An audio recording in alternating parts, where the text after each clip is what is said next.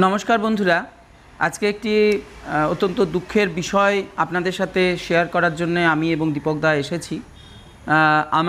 আমাদের বাড়িতে দীর্ঘদিন দুধ দিয়ে আসছেন দীপক দা, জয়রামপুরে বাড়ি ওনার।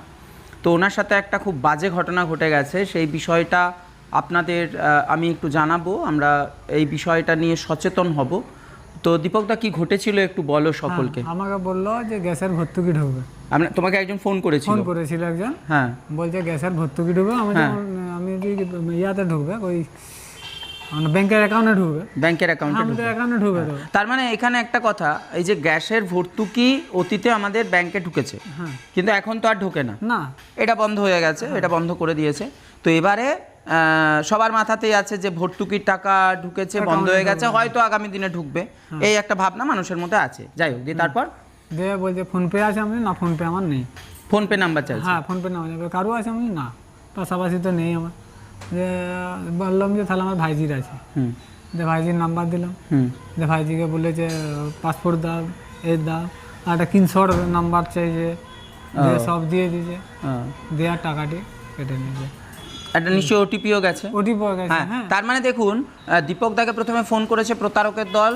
তারা, দীপক দা সাদাসিধে মানুষ, তিনি ভেবেছেন যে হ্যাঁ হয়তো ঢুকবে, দিয়ে তিনি পাঠিয়েছেন সেটা,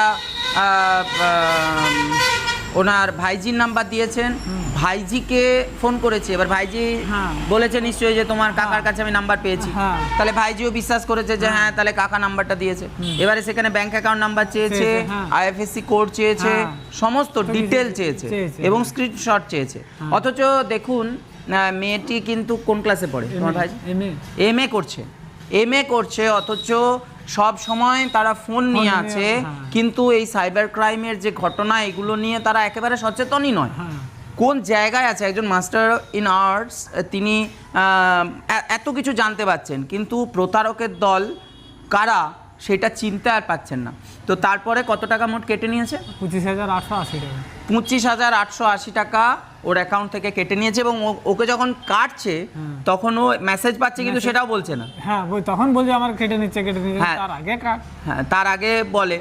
যাই হোক, দিয়ে তারপরে উনি সাথে সাথে বিষ্ণুপুরে থানায় যান, এবং আমরা আমাদের এখানে যিনি পুলিশ অফিসার ছিলেন মাননীয় মনোরঞ্জন নাগ মহাশয়, তার কাছে জানতে চাই। তিনি সাথে সাথে বলেন যে 1930-তে ফোন করে ডিটেল নিশ্চয়ই চেয়েছে, ওরা দিয়েছে।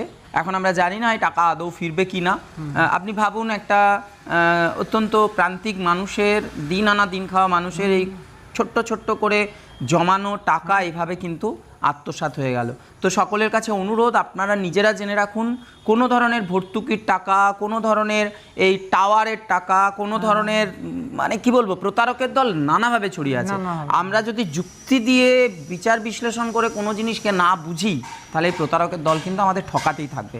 আপনারা নিজেরা সচেতন হন, সকলকে সচেতন করুন, এবং স্মার্টফোনটাকে কাজের জিনিস করুন, স্মার্টলি ব্যবহার করুন, এটাকে প্রতারকের হাতে তুলে দেবেন না। আমরা এই নিয়ে আগামী দিনে আরও বিস্তারিত জানবো যে কিভাবে প্রতারকরা ঠকায়, আরও ডিটেলে জানার ইচ্ছে রইল। তবে এইটুকু আজকে, যে কখনো কাউকে কোনো দিন ফোনে ওটিপি দেবেন না।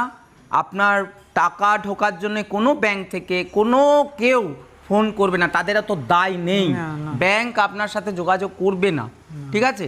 অতএব এই ধরনের ফোন থেকে নিজেরা সচেতন থাকুন, অন্যদের সতর্ক করুন। কি বলবো, দুঃখের বিষয়। মানে আমরা চাইবো যে এই টাকা ফিরে আসুক। তো দীপক দা আমাদের এই বিষয়গুলো জানালেন, আমরা এগুলো থেকে শিখলাম, আপনারা দয়া করে শিখুন।